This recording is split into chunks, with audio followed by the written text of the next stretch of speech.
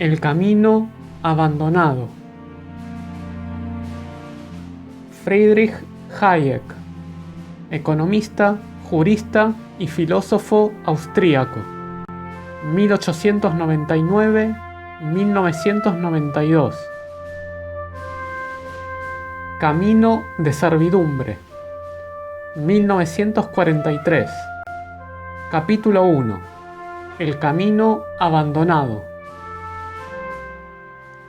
Un programa cuya tesis fundamental no estriba en que el sistema de la libre empresa, orientada hacia el beneficio, haya fracasado en esta generación, sino en que no ha sido todavía intentado. Franklin Delano Roosevelt. Cuando el curso de la civilización toma un giro insospechado, cuando, en lugar del progreso continuo que esperábamos, nos vemos amenazados por males que asociábamos con las pasadas edades de barbarie, culpamos, naturalmente, a cualquiera menos a nosotros mismos. ¿No hemos trabajado todos de acuerdo con nuestras mejores luces? ¿Y no han trabajado incesantemente muchas de nuestras finas inteligencias para hacer de este un mundo mejor? ¿No se han dirigido todos nuestros esfuerzos y esperanzas hacia una mayor libertad, justicia y prosperidad? Si el resultado es tan diferente de nuestros propósitos, si en lugar de disfrutar libertad y prosperidad nos enfrentamos con esclavitud y miseria, ¿no es evidente que unas fuerzas siniestras deben haber frustrado nuestras intenciones? ¿Que somos las víctimas de alguna potencia maligna, la cual ha de ser vencida antes de reanudar el camino hacia cosas mejores? Por mucho que podamos disentir cuando señalamos el culpable, séalo el inicuo capitalismo o el espíritu malvado de un particular país, la estupidez de nuestros antepasados o un sistema social no derrumbado por completo, aunque venimos luchando contra él durante medio siglo, todos estamos, o por lo menos lo estábamos hasta hace poco, ciertos de una cosa: que las ideas directoras que durante la última generación han ganado a la mayor parte de las gentes de buena voluntad y han determinado los mayores cambios en nuestra vida social no pueden ser falsas. Estamos dispuestos a aceptar cualquier explicación de la presente crisis de nuestra civilización, excepto una: que el actual estado del mundo pueda proceder de nuestro propio error, y que el intento de alcanzar algunos de nuestros más caros ideales haya, al parecer, producido resultados que difieren por completo de los esperados. Mientras todas nuestras energías se dirigen a conducir esta guerra a un final victorioso, resulta a veces difícil recordar que ya antes de la guerra se minaban aquí y se destruían allá los valores por los cuales ahora luchamos.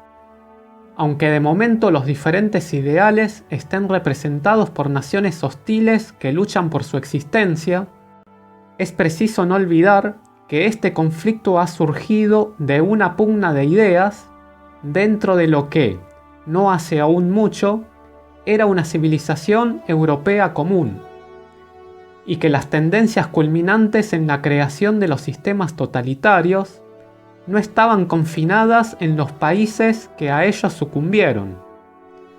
Aunque la primera tarea debe ser ahora la de ganar la guerra, ganarla nos reportará tan solo otra oportunidad para hacer frente a los problemas fundamentales y para encontrar una vía que nos aleje del destino que acabó con civilizaciones afines.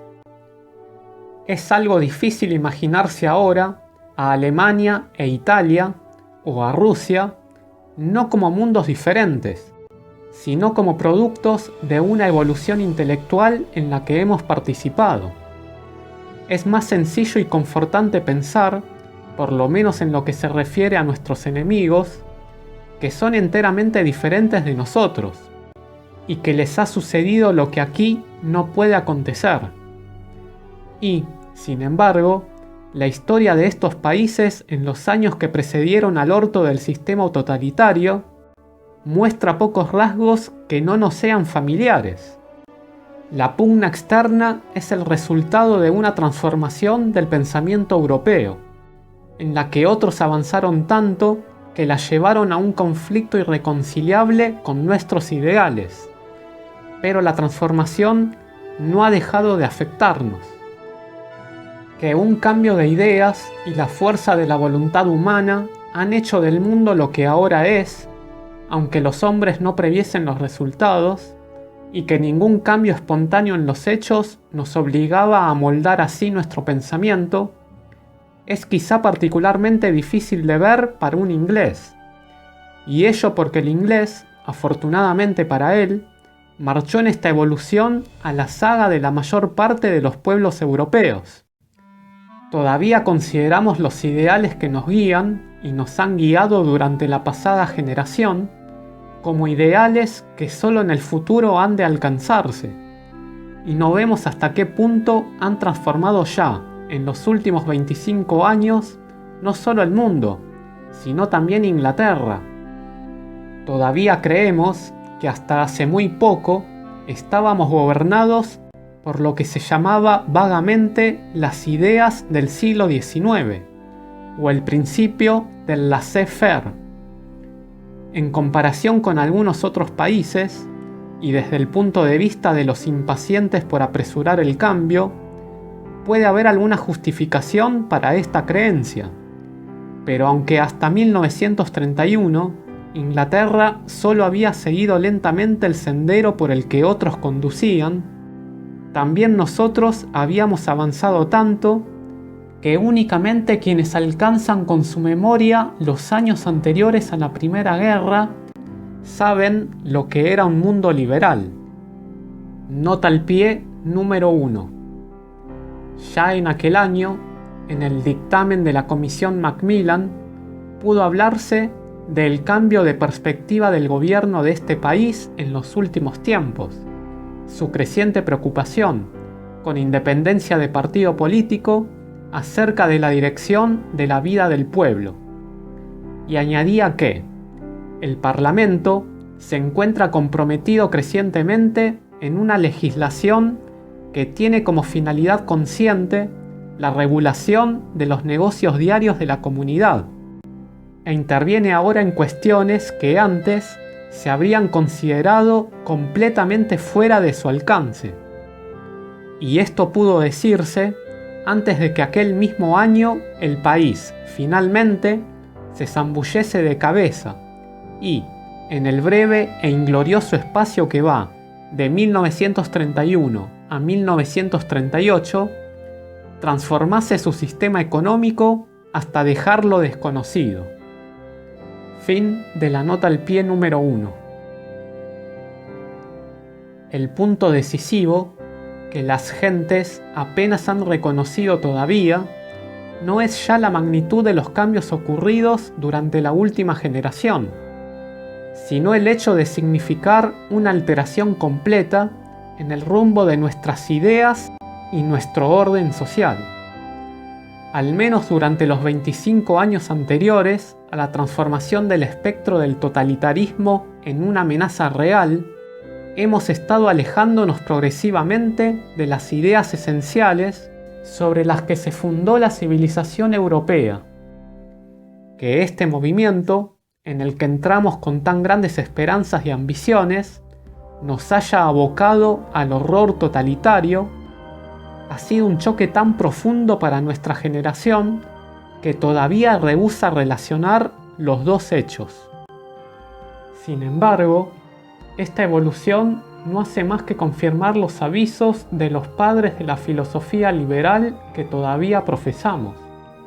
Hemos abandonado progresivamente aquella libertad en materia económica sin la cual jamás existió en el pasado libertad personal ni política. Aunque algunos de los mayores pensadores políticos del siglo XIX, como de Tocqueville y Lord Acton, nos advirtieron que socialismo significa esclavitud, hemos marchado constantemente en la dirección del socialismo. Y ahora, cuando vemos surgir ante nuestros ojos una nueva forma de esclavitud, hemos olvidado tan completamente la advertencia que rara vez se nos ocurre relacionar las dos cosas. Nota al pie número 2. Incluso advertencias mucho más recientes, que han demostrado ser terriblemente ciertas, se olvidaron casi por entero. No hace 30 años que Mr. Hilaire Belloc, en un libro que explica más de lo que ha sucedido desde entonces en Alemania que la mayoría de las obras escritas después del acontecimiento, expuso que el efecto de la doctrina socialista sobre la sociedad capitalista consiste en producir una tercera cosa diferente de cualquiera de sus dos progenitores, el estado de siervos. The Servile State, 1913, tercera edición, 1927, página 14. Fin de la nota al pie número 2. Cuán fuerte es la ruptura, no solo con el pasado reciente, sino con todo el desarrollo de la civilización occidental, que significa el rumbo moderno hacia el socialismo, se ve con claridad si la consideramos no solo sobre el fondo del siglo XIX, sino en una perspectiva histórica más amplia. Estamos abandonando rápidamente no solo las ideas de Cobden y Bright, de Adam Smith y Hume, e incluso de Locke y Milton, sino una de las características de la civilización occidental, tal como se ha desarrollado a partir de sus fundamentos establecidos por el cristianismo y por Grecia y Roma. No solo el liberalismo de los siglos XIX y XVIII, sino el fundamental individualismo que heredamos de Erasmo y Montaigne, de Cicerón y Tácito, Pericles y Tucídides, se han abandonado progresivamente. El dirigente nazi, que describió la Revolución Nacional Socialista como un contrarrenacimiento, estaba más en lo cierto de lo que probablemente suponía.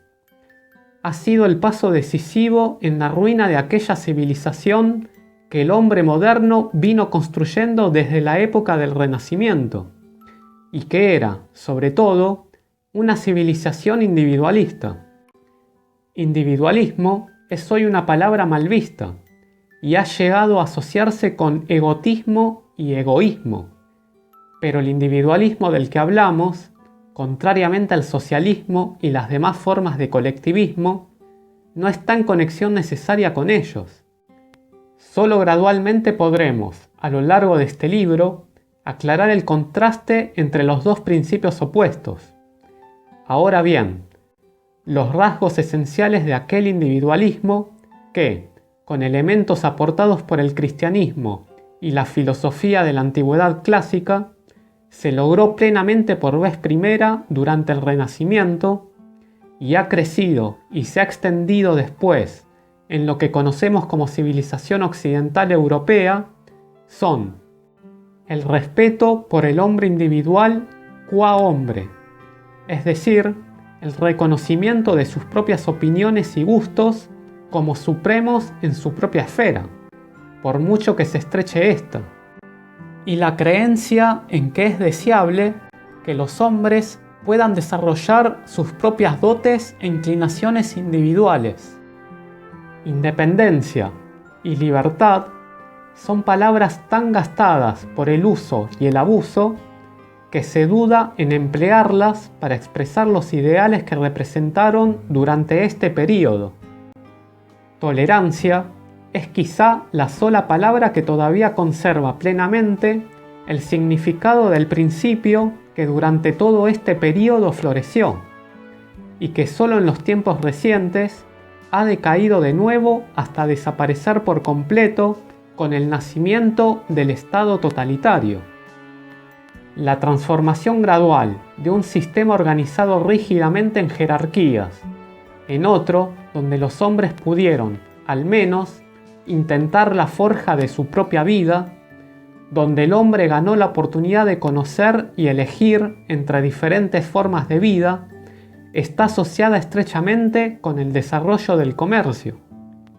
Desde las ciudades comerciales del norte de Italia, la nueva concepción de la vida se extendió con el comercio hacia el occidente y el norte, a través de Francia y el suroeste de Alemania, hasta los Países Bajos y las Islas Británicas, enraizando firmemente allí donde un poder político despótico no la sofocó. En los Países Bajos y en Gran Bretaña, disfrutó por largo tiempo su más completo desarrollo y por primera vez logró una oportunidad para crecer libremente y servir de fundamento a la vida política y social de estos países. Y desde aquí, después, en los siglos XVII y XVIII, comenzó de nuevo a extenderse en una forma más plena hacia Occidente y Oriente, al Nuevo Mundo y al centro del continente europeo, donde unas guerras devastadoras y la opresión política habían ahogado los primeros albores de una expansión semejante. Nota al pie número 3. El más fatal de estos acontecimientos, preñado de consecuencias todavía no extinguidas, fue la sumisión y destrucción parcial de la burguesía alemana por los príncipes territoriales en los siglos XV y XVI. Fin de la nota al pie número 3. Durante todo este moderno período de la historia europea, el desarrollo general de la sociedad se dirige a libertar al individuo de los lazos que le forzaban a seguir las vías de la costumbre o del precepto, en la prosecución de sus actividades ordinarias. El reconocimiento consciente de que los esfuerzos espontáneos y no sometidos a control de los individuos fueran capaces de producir un orden complejo de actividades económicas, solo pudo surgir cuando aquel desarrollo hubo logrado cierto progreso. La posterior elaboración de unos argumentos consecuentes en favor de la libertad económica ha sido el resultado de un libre desarrollo de la actividad económica que fue el subproducto espontáneo e imprevisto de la libertad política. Quizá el mayor resultado del desencadenamiento de las energías individuales fue el maravilloso desarrollo de la ciencia, que siguió los pasos de la libertad individual desde Italia a Inglaterra y más allá. Que la facultad inventiva del hombre no fue menor en los periodos anteriores, lo demuestra la multitud de ingeniosos juguetes automáticos y otros artificios mecánicos construidos cuando la técnica industrial estaba aún estacionada, y el desarrollo de algunas industrias que, como la minería o la relojería, no estaban sujetas a intervenciones restrictivas. Pero los escasos intentos para un uso industrial más extenso de las invenciones mecánicas, algunas extraordinariamente avanzadas, fueron pronto cortados, y el deseo de conocimiento quedaba ahogado cuando las opiniones dominantes obligaban a todos. Se permitió que las creencias de la gran mayoría sobre lo justo y lo conveniente cerrasen el camino al innovador individual.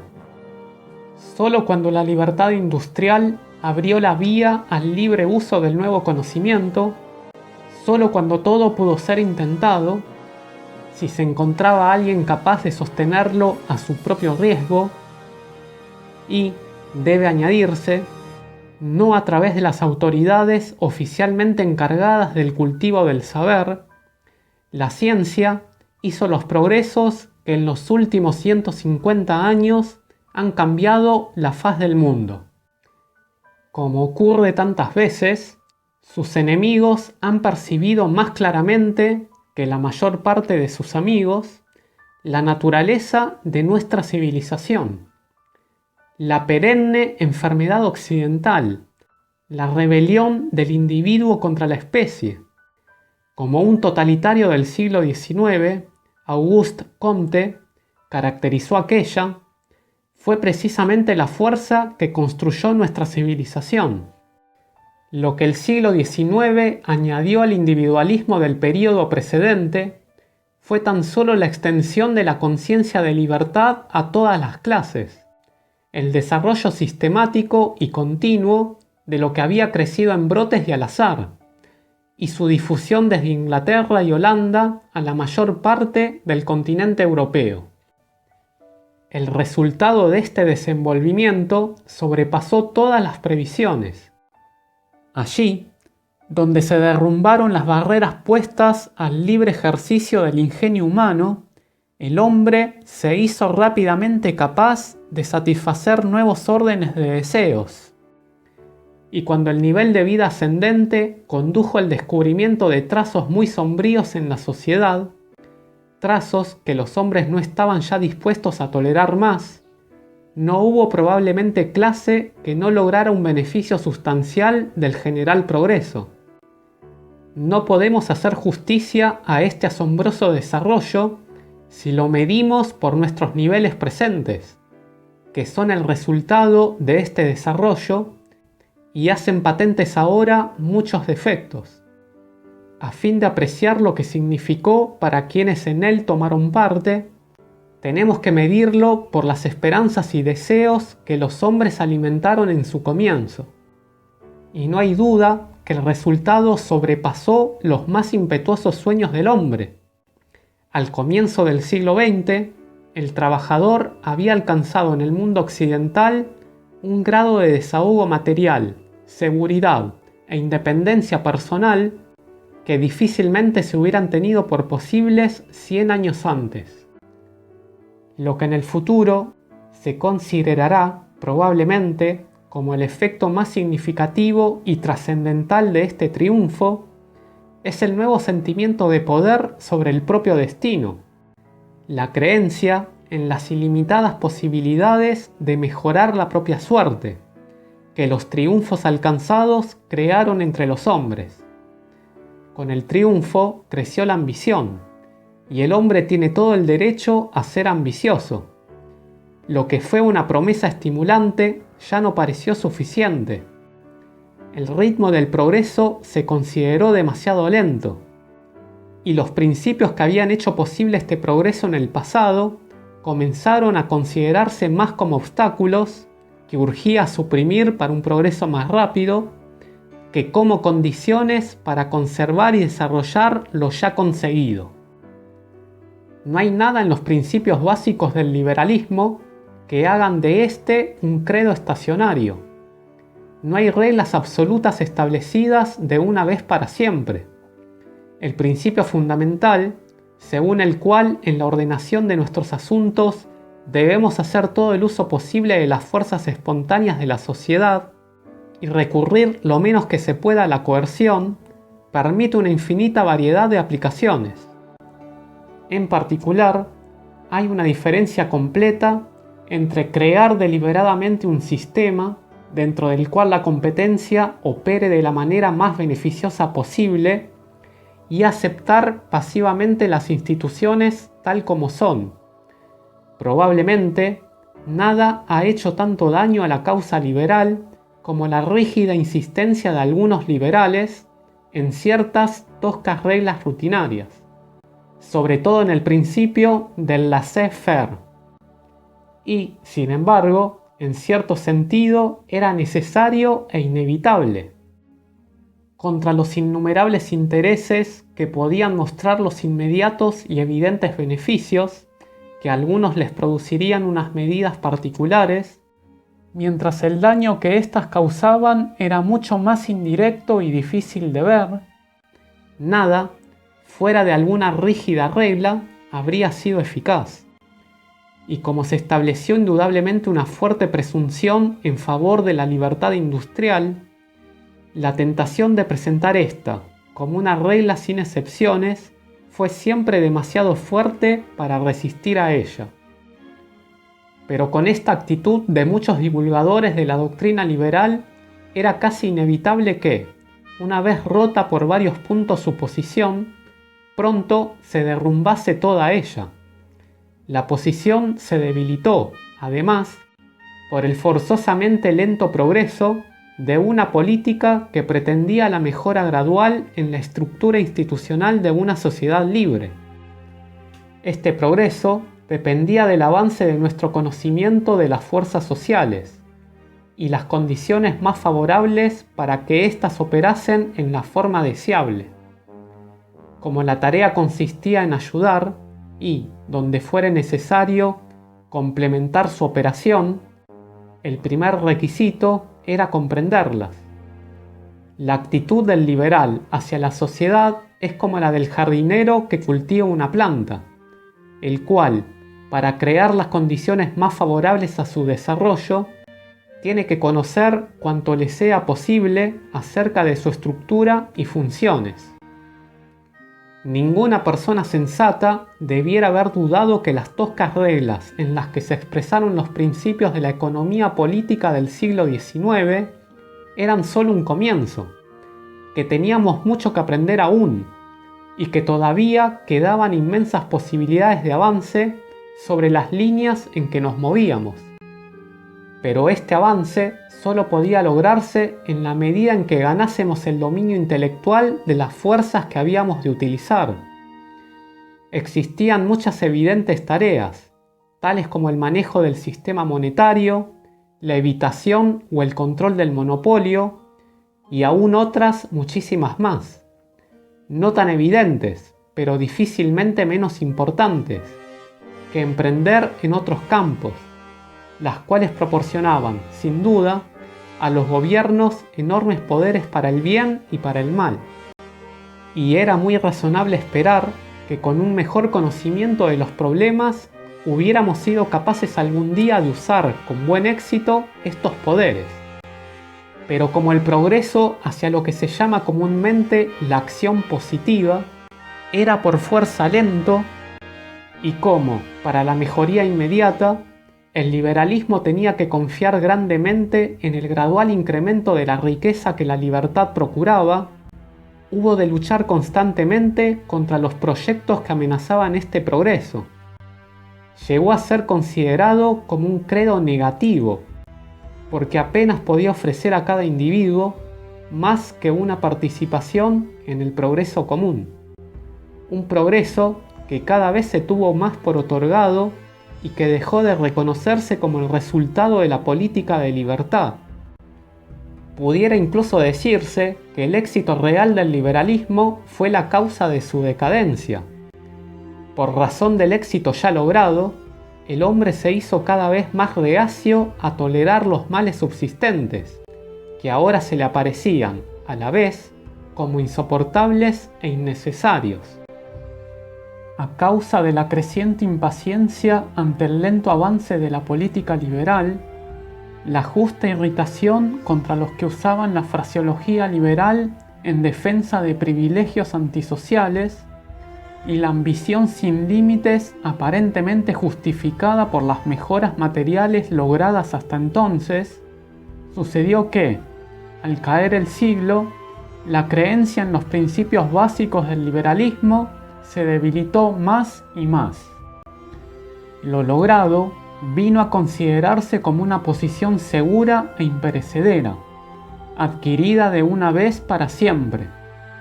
La atención de la gente se fijó sobre las nuevas demandas, la rápida satisfacción de las cuales parecía dificultada por la adhesión a los viejos principios. Se aceptó cada vez más que no podía esperarse un nuevo avance sobre las viejas líneas dentro de la estructura general que hizo posible el anterior progreso, sino mediante una nueva y completa modelación de la sociedad. No era ya cuestión de ampliar o mejorar el mecanismo existente, sino de raerlo por completo. Y como la esperanza de la nueva generación vino a centrarse sobre algo completamente nuevo, declinó rápidamente el interés por el funcionamiento de la sociedad existente y la comprensión de su mecanismo. Y al declinar el conocimiento sobre el modo de operar el sistema libre, decreció también nuestro saber acerca de qué es lo que de su existencia depende. No es aquí el lugar de discutir cómo fue alimentado este cambio de perspectiva por la incuestionada transposición a los problemas de la sociedad de los hábitos mentales engendrados en la reflexión sobre los problemas tecnológicos, los hábitos mentales del hombre de ciencia y del ingeniero, de discutir cómo estos tendieron, a la vez, a desacreditar los resultados del anterior estudio de la sociedad que no se adaptaban a sus prejuicios y a imponer ideales de organización a una esfera para la que no eran apropiados. Nota al pie número 4.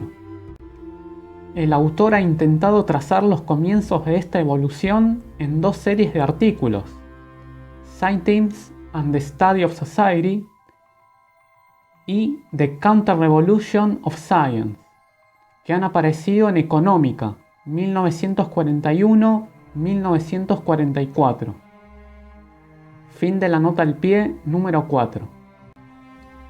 Lo que aquí nos preocupa es mostrar cuán completamente, aunque de manera gradual y por pasos casi imperceptibles, ha cambiado nuestra actitud hacia la sociedad. Lo que en cada etapa de este proceso de cambio pareció tan solo una diferencia de grado, ha originado ya, en su efecto acumulativo, una diferencia fundamental entre la vieja actitud liberal frente a la sociedad y el enfoque presente en los problemas sociales. El cambio supone una completa inversión del rumbo que hemos bosquejado, un completo abandono de la tradición individualista que creó la civilización occidental. De acuerdo con las opiniones ahora dominantes, la cuestión no consiste ya en averiguar cuál puede ser el mejor uso de las fuerzas espontáneas que se encuentran en una sociedad libre. Hemos acometido, efectivamente, la eliminación de las fuerzas que producen resultados imprevistos y la sustitución del mecanismo impersonal y anónimo del mercado por una dirección colectiva y consciente de todas las fuerzas sociales hacia metas deliberadamente elegidos. Nada ilustra mejor esta diferencia que la posición extrema adoptada en un libro muy elogiado, cuyo programa de la llamada Planificación para la Libertad hemos de comentar más de una vez. Jamás hemos tenido que levantar y dirigir el sistema entero de la naturaleza, escribe el doctor Karl Mannheim, como nos hemos forzados a hacerlo hoy con la sociedad. La humanidad tiende cada vez más a regular su vida social entera, aunque jamás ha intentado crear una segunda naturaleza. Nota al pie número 5. Men and Society in an Age of Reconstruction, 1940, página 175. Fin de la nota al pie número 5. Es significativo que este cambio en el rumbo de las ideas ha coincidido con una inversión del sentido que siguieron éstas al atravesar el espacio. Durante más de 200 años, las ideas inglesas se extendieron hacia el este. La supremacía de la libertad, que fue lograda en Inglaterra, parecía destinada a extenderse al mundo entero. Pero hacia 1870, el reinado de estas ideas había alcanzado, probablemente, su máxima expansión hacia el este. Desde entonces comenzó su retirada, y un conjunto de ideas diferentes, en realidad no nuevas, sino muy viejas, comenzó a avanzar desde el este. Inglaterra perdió la dirección intelectual en las esferas política y social y se convirtió en importadora de ideas. Durante los 60 años siguientes, fue Alemania el centro de donde partieron hacia Oriente y Occidente las ideas destinadas a gobernar el mundo en el siglo XX. Fuese Hegel o Marx, List o Schmoller, Sombart o Mannheim, fuese el socialismo en su forma más radical o simplemente la organización o la planificación de un tipo menos extremo, las ideas alemanas entraron fácilmente por doquier, y las instituciones alemanas se imitaron. Aunque las más de las nuevas ideas, y particularmente el socialismo, no nacieron en Alemania, fue en Alemania donde se perfeccionaron y donde alcanzaron durante el último cuarto del siglo XIX y el primero del XX su pleno desarrollo. Se olvida ahora a menudo que fue muy considerable durante este período la primacía de Alemania en el desenvolvimiento de la teoría y la práctica del socialismo, que una generación antes de llegar a ser el socialismo una cuestión importante en Inglaterra, contaba Alemania con un dilatado partido socialista en su parlamento, y que, hasta no hace mucho, el desarrollo doctrinal del socialismo se realizaba casi enteramente en Alemania y Austria, de manera que incluso las discusiones de hoy en Rusia parten en gran medida de donde los alemanes las dejaron. La mayoría de los socialistas ingleses ignoran todavía que la mayor parte de los problemas que comienzan a descubrir fueron minuciosamente discutidos por los socialistas alemanes hace mucho tiempo.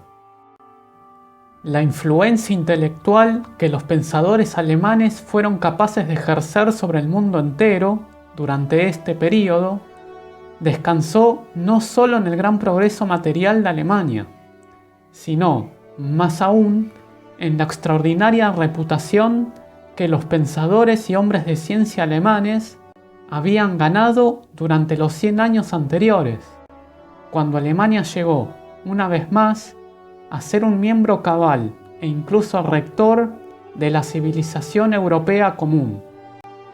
Pero pronto sirvió esto para ayudar a la expansión, desde Alemania, de las ideas dirigidas contra los fundamentos de esta civilización. Los propios alemanes, o al menos aquellos que extendieron estas ideas, tuvieron plena conciencia del conflicto. Lo que había sido como una herencia de la civilización europea se convirtió para ellos, mucho antes de los nazis, en civilización occidental. Pero occidental no se usaba ya en el viejo sentido de Occidente, sino que empezó a significar a Occidente del Rin. Occidente, en este sentido, era liberalismo y democracia, capitalismo e individualismo, libre cambio y cualquier forma de internacionalismo o amor a la paz. Mas, a pesar de este mal disfrazado desprecio de un cierto número cada vez mayor de alemanes hacia aquellos frívolos ideales occidentales, o quizá a causa de ello, los pueblos de Occidente continuaron importando ideas alemanas y hasta se vieron llevados a creer que sus propias convicciones anteriores eran simples racionalizaciones de sus intereses egoístas, que el libre cambio era una doctrina inventada para extender los intereses británicos, y que los ideales políticos que Inglaterra dio al mundo habían pasado de moda irremediablemente, y eran cosa de vergüenza.